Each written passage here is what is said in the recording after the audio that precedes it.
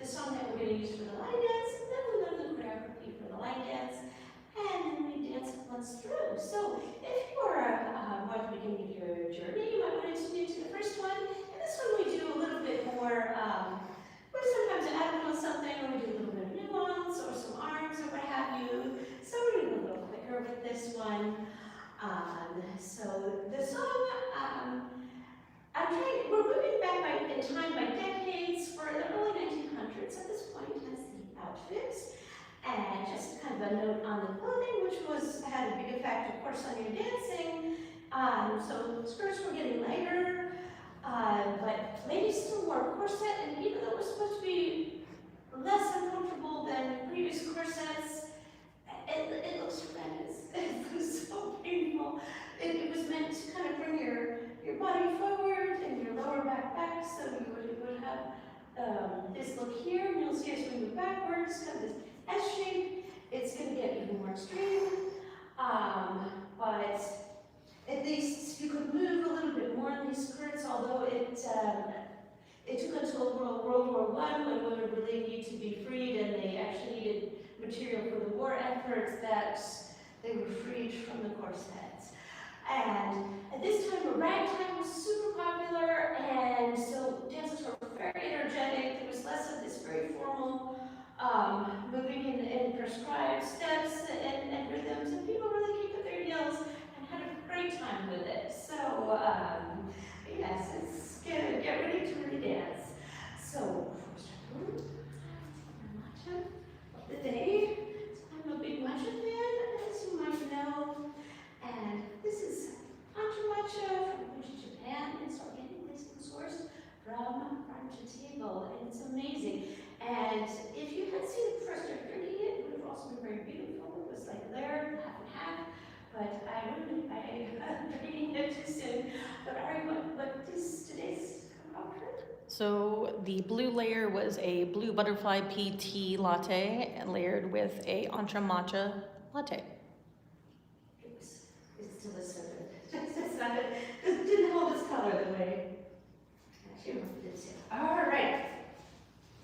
Let's hear the song. The song is Let's Go to the Ball Game. And this song, you might recognize it, especially if you're from this country. It's a song about baseball. And it was written about a girl who, I guess the fellow asked her on a date to go to a show, and she said, "No, take me to the ball game. I'm a fan." And this is a song that has endured to the present day. You'll hear it played at games, which is generally when baseball season is around. The original song was written in the early 1900s and recorded, and you would have played it either on a gramophone, with those cylinders maybe that were around like a music box with the bumps in it. And so the recording's a little bit scratchy, but this was the first recording ever done, sung by Edward Meeker. All right, let's warm up.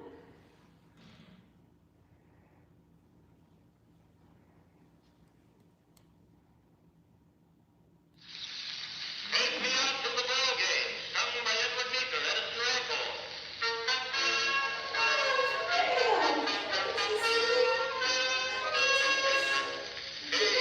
Katie was baseball mad, had the fever and had it bad.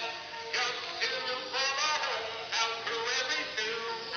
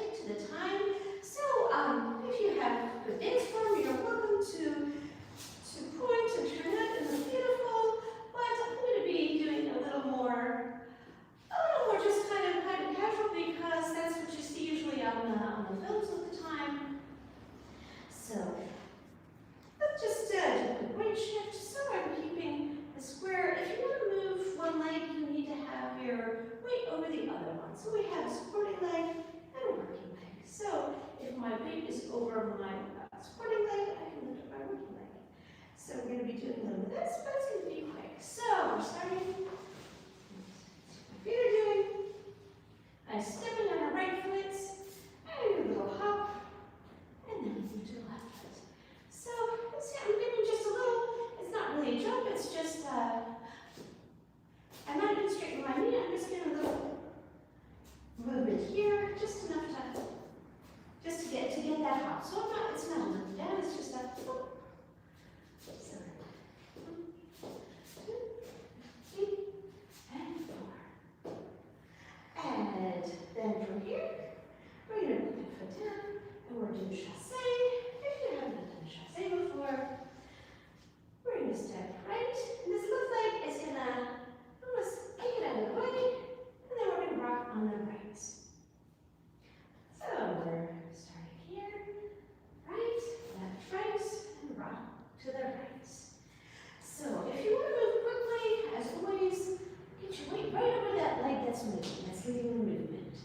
Because if your body stays put, your leg goes up, and you're doing chassé, it's going to take you a second to get your body over, and you're going to be chasing the music. So try to get your body right over it.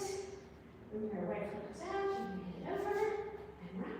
And that rock is going to take you right back the other way. And we're just going to do that once right and once left.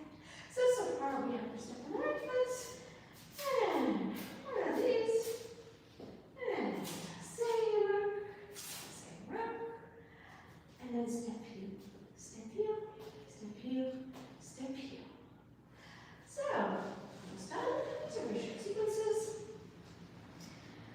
So we're going into the left, to the right, to the left, to the right, chassé and rock, and chassé and rock. And step heel, step heel, step heel, step heel. So when you step on your right foot, this is also quick, but you want to get your weight right over it so you can lift up your heels. Keep this one small. Serious.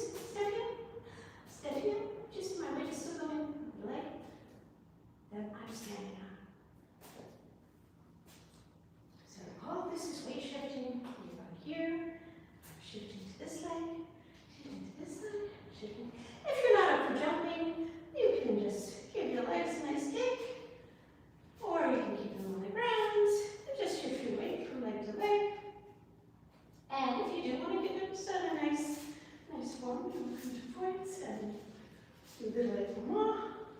As you wish, this is your dance. It's all about you. All right, so we're almost done. Start from the beginning again.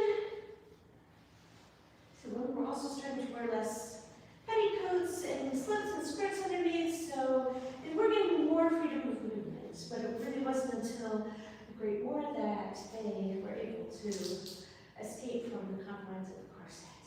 All right, so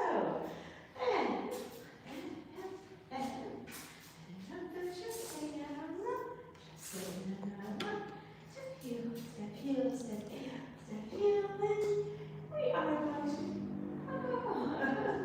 we're going to step right, step left, step right, step left. So bring us to the next side. But on these, I want you to go down on your bent knee, and that knee is just going to push into the ground a little bit to give you a little pop. So you're going to step, and step, and step, and step. You don't have to straighten it all the way. You're just going down on it and giving a little bit of a straightening. So you just get a bounce in your step. You see, again, this weight shift is very important because if my weight's over here, I'm starting to straighten my knee, I'm not going to get that pop. So you want to get your weight right over it, and you pop, and the next, and pop. So the whole sequence is here, and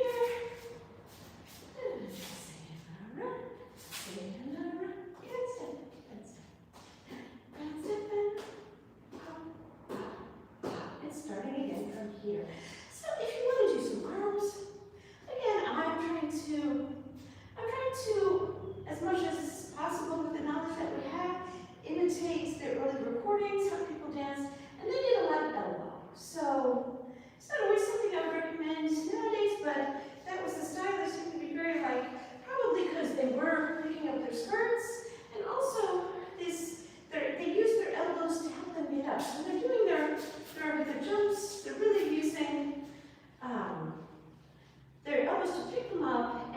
yourself lighter.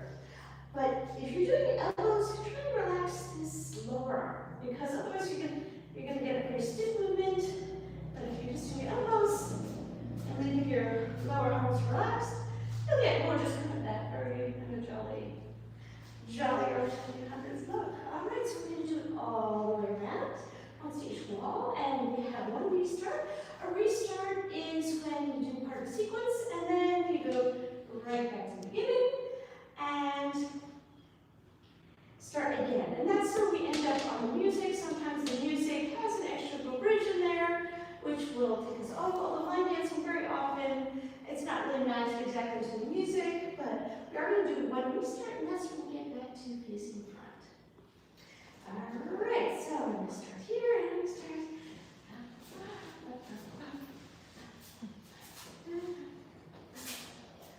Thank you, thank you, thank you, thank you.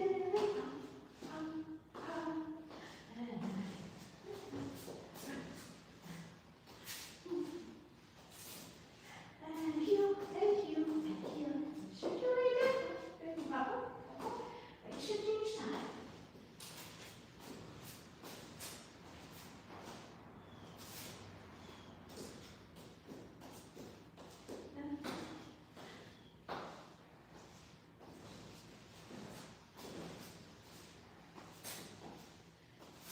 Certainly have it easy nowadays. And here we're going to have our restart, so we're only going to do the first part. And then a chassé, and the chassé, and then we start again from the beginning. And we're going to continue over from here, go all the way through. All right, so any other questions? Let's do what's with the music. And I know there's so many body parts, you can't think about everything at once, but just try and enjoy it. If you want to repeat it later on your own, maybe you can work on some other stuff, but this morning stuff is to enjoy, it's to have fun, to put you in a good mood for the rest of the day, so that's what I want you to do. It's your dance, it's about you. All right, let's go.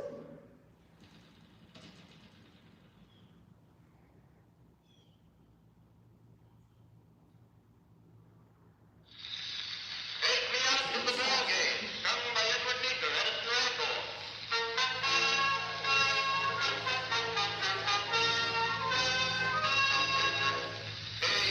Katie was baseball bat, had the fever and had it bad. Just to for the hometown through every two, Katie Blue.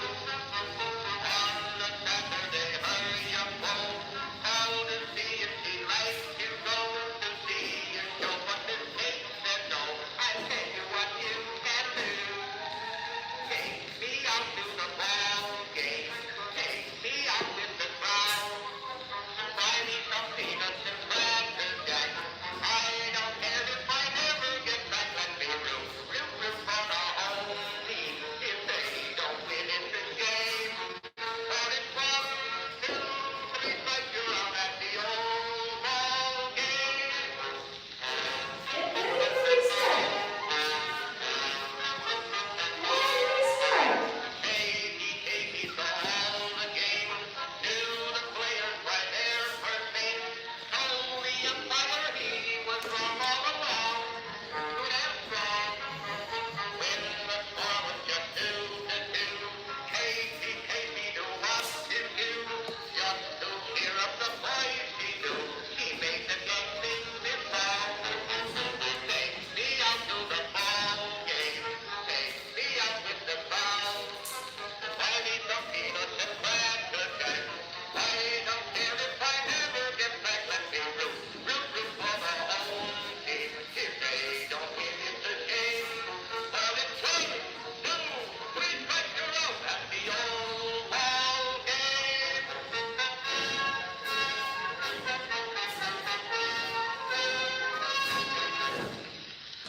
All right, Butterflies, thank you so much for being here. We're traveling this road together and supporting each other on this journey.